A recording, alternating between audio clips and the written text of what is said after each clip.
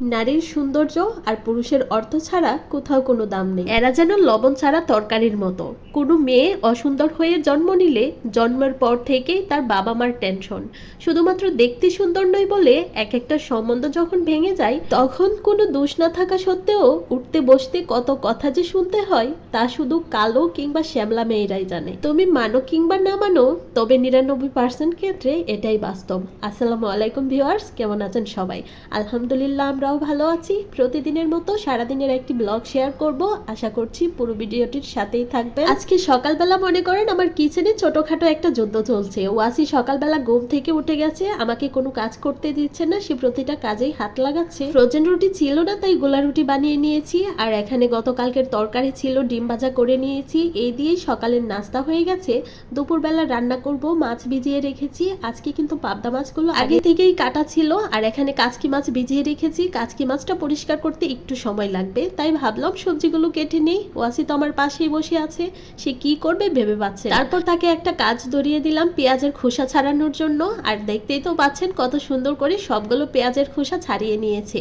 এদিকে পাবদা মাছগুলো পরিষ্কার করে ধুয়ে নিয়ে আজকে একটা একটা করে রান্না করছি আর একটা রেডি করছি। নাস্তা বানানোর পরপরই ভর্তা বানানোর জন্য ডাল সেদ্ধ দিয়ে নিয়েছি। তারপর হচ্ছে ভাত রান্না করাও হয়ে গেছে। এখন মাছগুলো ভেজে নেব। কাচকি মাছ পরিষ্কার করতে অনেকটাই ঝামেলা, তাই ভাবলাম পাবদা মাছটা আগে হয়ে গেছে, পাবদা মাছটা ভেজে তারপর তরকারিটাও বসিয়ে দেই, তারপর হচ্ছে কাচকি মাছ দেখা যাবে। অন্য সময়ের থেকে এবারের কাচকি মাছগুলো সাইজেও ছোট, আবার ময়লাও আছে অনেকটা, সময় লাগবে বিদায় আমি ভাবছি যে তরকারিগুলো রান্না করে ফেলি, তারপর হচ্ছে ওইটা রেডি করব।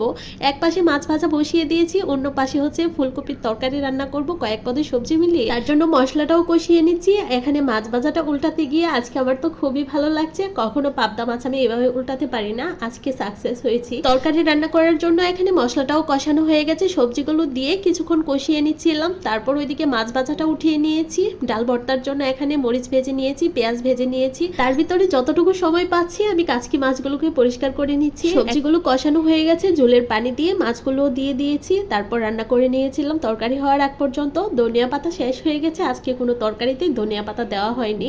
যাই হোক, এখানে কাচকি মাছগুলো রান্না করার জন্য বেশ কিছু পেঁয়াজ কুচি দিয়েছি, কাঁচামরিচ কুচি দিয়েছি, একটু ঝাল ঝাল করে রান্না করব। তার জন্য মরিচের পরিমাণটাও বেশি করে দিয়েছি। অন্যান্য সময় হাত দিয়ে মেখে রান্না করি, তবে আজকে মশলাটা আগে থেকেই খুব ভালোভাবে কষিয়ে নিয়েছি। তারপর হচ্ছে উপর থেকে কাচকি মাছগুলো দিয়ে ঝোলের পানিটাও একসাথে দিয়ে দিয়েছি। এখন উপর থেকে আলতোভাবে নেড়ে দিয়ে এভাবেই রান্না করে নিয়েছিলাম একেবারে শুকনো শুকনো হওয়া পর্যন্ত। আজকে কাচকি মাছের মধ্যে তেমন কোনো ঝোল রাখিনি। এখানে ডাল ভর্তা করব, তার জন্য স্বাদমতো লবণ দিয়ে নিয়েছি, সাথে কাঁচা পেঁয়াজ আর ভাজা পেঁয়াজ দুইটা পেঁয়াজে দিয়েছি। কাঁচা পেঁয়াজ ডাল ভর্তার মধ্যে দিলে আমার কাছে খুবই ভালো লাগে খেতে। এখন সবকিছুকে একটু মিশিয়ে নিচ্ছিলাম, আর ভর্তাটাও খেতে খুবই মজার ছিল।